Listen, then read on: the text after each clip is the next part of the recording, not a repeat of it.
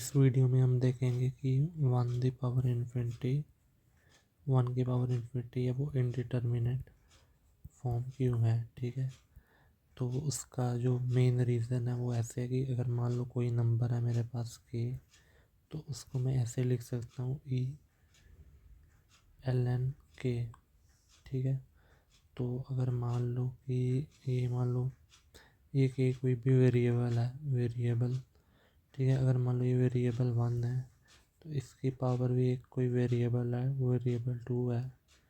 ठीक है, इसको भी मैं ऐसे लिख सकता हूँ ई एल एन वेरिएबल 1 और उसकी पावर वेरिएबल 2। ठीक है, अब जो मेरी ये है वेरिएबल 2 वो लॉग के कारण आगे चली जाएगी, तो इसका मतलब इसको मैं इस तरह लिख सकता हूँ ई एल एन और इससे पहले वेरिएबल 2 एल एन वेरिएबल 1। ठीक है, अब देख लो ध्यान से। ठीक है, अब इसको मैं 1 दी पावर इन्फिनिटी के साथ एक एग्ज़ाम्पल बनाऊंगा।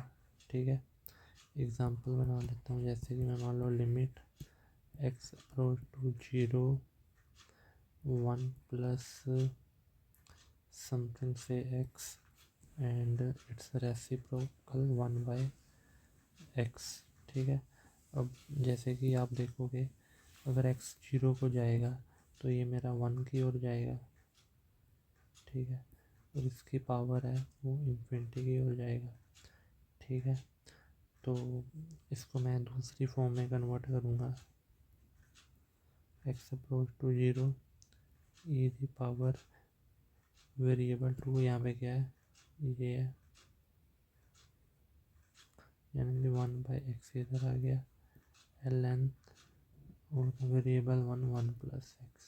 ठीक है, अब ये जो लिमिट आउटसाइड है ये वाली, इसको मैं अंदर लेकर जा सकता हूँ क्योंकि ई मेरा कॉन्टिन्यूस है। तो इसका मतलब e limit x approach to 0 1 by x l n mod 1 plus x. ठीक है, अब ये 1 बाई एक्स ये मेरा क्या है, इन्फिनिटी, और एक्स अगर मेरा 0 की ओर है, एल एन 1 क्या आता है 0, तो इसका मतलब ये इन्फिनिटी और ये 0 की तरफ अप्रोच कर रहा है। तो ये मेरी फॉर्म बन गई इन्फिनिटी और 0 की, जो कि इनडिटर्मिनेट होता है। अगर मेरी लेफ़्ट हैंड साइड मेरी इनडिटर्मिनेट फॉर्म बन रही है, इसका मतलब मेरी राइट हैंड साइड भी मेरी इनडिटर्मिनेट फॉर्म होगी। ठीक है, तो इस कारण 1 दी पावर इन्फिनिटी एक इनडिटर्मिनेट फॉर्म है। Thank you.